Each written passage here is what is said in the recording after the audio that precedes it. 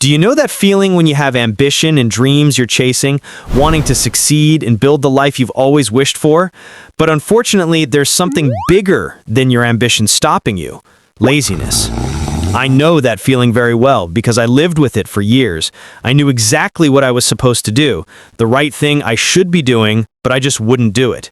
And that would leave me with this awful feeling of guilt and dissatisfaction with myself because I knew I could be better, but I wasn't taking action. And what made it worse was seeing the people around me succeeding. Knowing deep down that if I just took one step, I could surpass this feeling. That feeling kept building up inside me day by day, until I started accepting it as reality, that I was actually a failure. My self-confidence was shaken. I tried watching videos to solve this problem, but almost all the solutions were shallow and silly. Most videos were addressing the symptoms, not the root of the problem. They'd tell you to delete social media or stay away from distractions. But the truth was, the problem was way deeper than all these surface-level fixes. I discovered that the problem wasn't laziness. Laziness is a natural human trait. In fact, let me surprise you. Having ambition while also being lazy is a very common paradox. It's called ambivalence. The human brain is simply wired to seek comfort and avoid pain. Your brain tries to increase the things that bring you pleasure as much as possible, and it tries to avoid anything that might cause discomfort, or at least delay it. And this principle plays out in anything related to the future. For example, what do you think would make you happier right now? Going to the gym to work out, or eating a delicious dessert loaded with Nutella and Lotus? Obviously, your brain chooses the dessert. What's easier, working or studying, or playing PlayStation and scrolling through social media? Stopping yourself from sins, praying and fasting, or chasing desires and temptations? If you leave your brain in control, it will almost always lead you toward instant gratification, toward what makes you happy. Things like forbidden pleasures, PlayStation, social media, food, Netflix, and pornography all give you immediate dopamine hits without any real effort. Meanwhile, the happiness you'd feel from going to the gym, or working, or studying won't come right away. Actually, it might cause you discomfort at first. Same goes for prayer and fasting. They'll bring you joy in the afterlife, but now they require discipline and effort. So every decision in your day comes down to this principle: either be happy now and postpone the pain, or suffer now so you can be happy later. You go to work every day to avoid the pain of losing your paycheck. You go to the gym not because you enjoy the pain, but because you'll be happy when you see your muscles growing, or at least you'll avoid the pain of gaining weight. You pray and fast to enter paradise, or at least to avoid the punishment of hell. The problem starts when something in your brain creates a huge gap between your desires and your goals.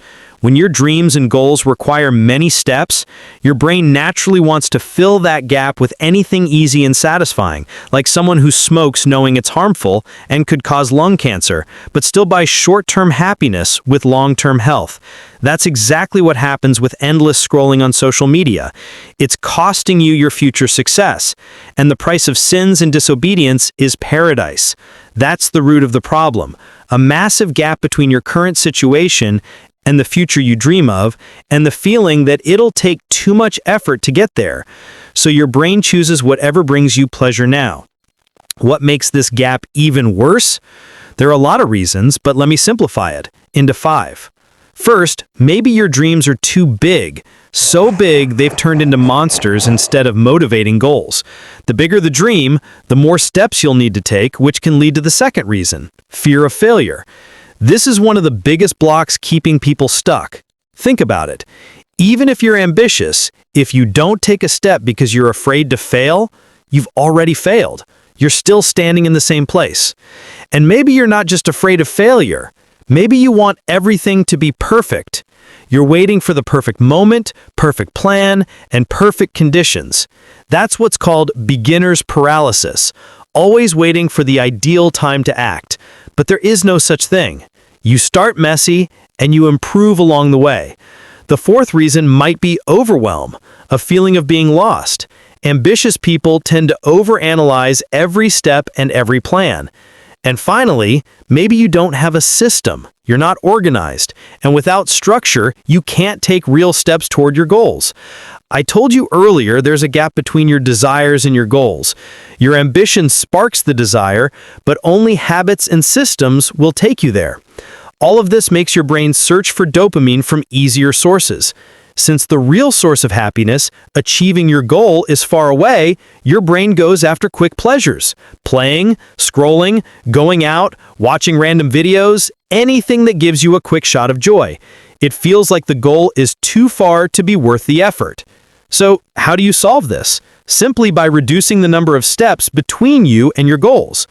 But before that, you need to be the one driving your brain, not the other way around.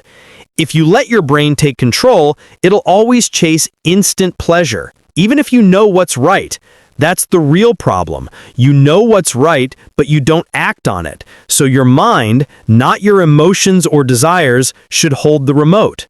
And you also need to know why you want that dream in the first place. Sit with yourself and figure it out.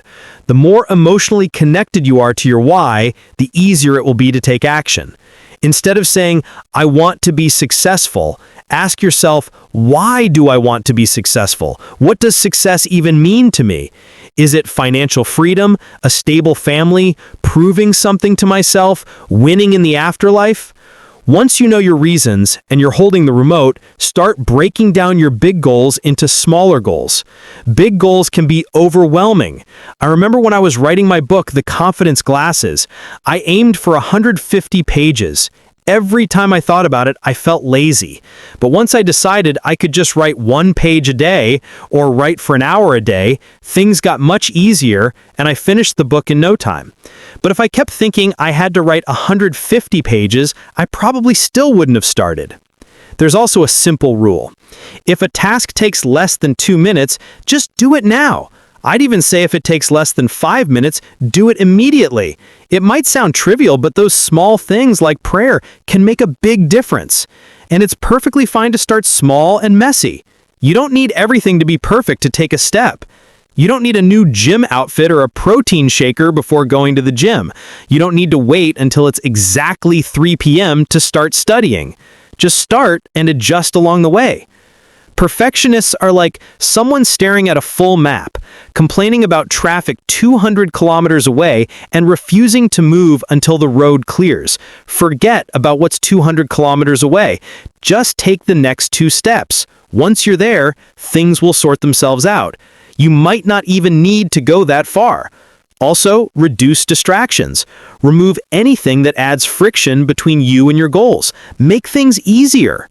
Want to go to the gym in the morning? Sleep in your workout clothes. Want to read? Keep the book in sight. On the flip side, limit your exposure to distractions.